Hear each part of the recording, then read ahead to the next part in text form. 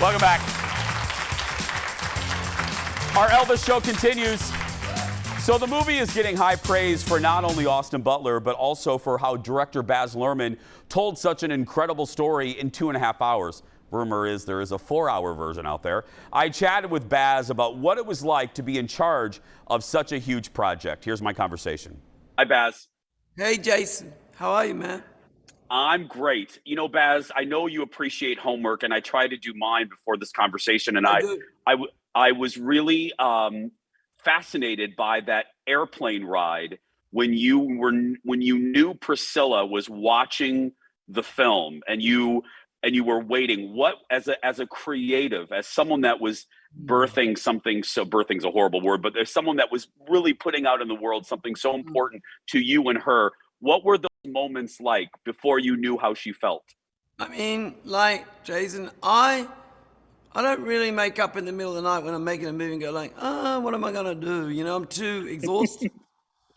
But I woke up many times in the middle of the night going, I really don't want to, I have to show some not very beautiful things about Elvis.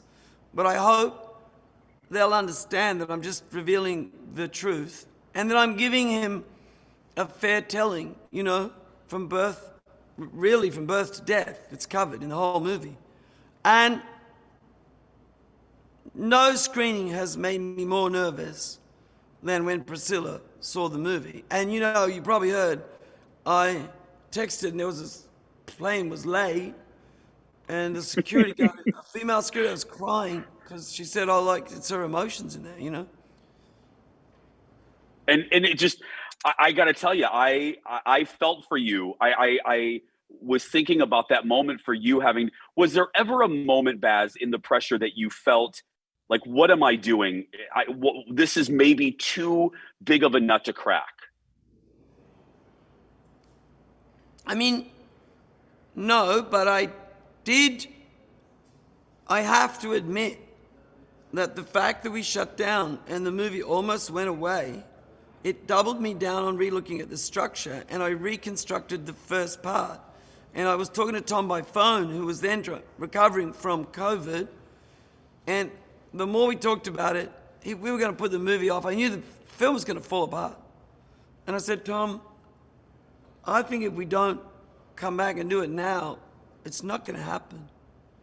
And then he and I got into this groove on the Colonel. And so he said, look, I'll come back, but can you shoot me out by Christmas? And he did. And then it was actually really a fast shoot. Like, it was really the smoothest shoot I've ever done. And I think it's because we knew it was a privilege to be shooting while the rest of the world was having to stay at home. Yeah. My last question, I was wondering this, Baz, did you always have the Colonel as kind of the narrator? I was wondering that creatively. Was that always something that was consistent yes. through the...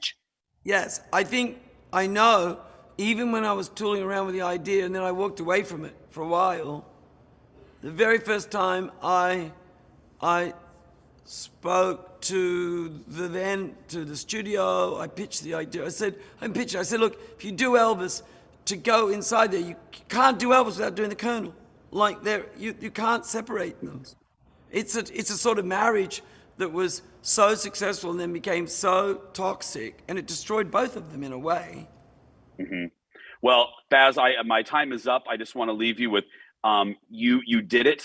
I'm just one guy, but I was moved in a really great way with this movie, and I was already a fan, and this is now my #1 Baz film. So thank you for bringing this to us.